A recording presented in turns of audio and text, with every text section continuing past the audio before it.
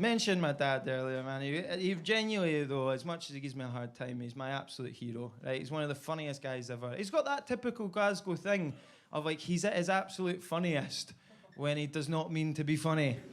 I remember one time, he drinks in this wee bowling club, right? And he goes up once every month or so, right? And one time I went up with him, and he ran into an old pal who he hadn't seen for a few years, right? And he was on his way down the corridor, and he goes, "Oh, Stevie, how you doing, pal?" Blah, blah, blah, right? Now, in the couple years that they hadn't seen each other, Stevie had had the worst turn of events.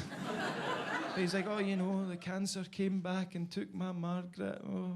Then my laddie was in that horrible accident where he crashed into my other lad and they both died." You know, and you're like, Jesus Christ, Stevie. I watched the life drain out of my dad's eyes. You know, it was as if to say, he was like, "I'll be honest, Stevie, I was just going for a pish, right? I was being polite and you're taking the arse out of it a wee bit here." Right? But he didn't say that. My dad listened. He was very nice, very patient, very compassionate, right? And then he got to the end. Stevie had finished his big story, right? And my dad just looked at him, paused for a wee second and went, patted him on the shoulder. He just went, "Oh, well, Stevie, eh? You can only piss with the cock you've got." And then just bout turned and fucked off. Just left me there with Stevie. My condolences.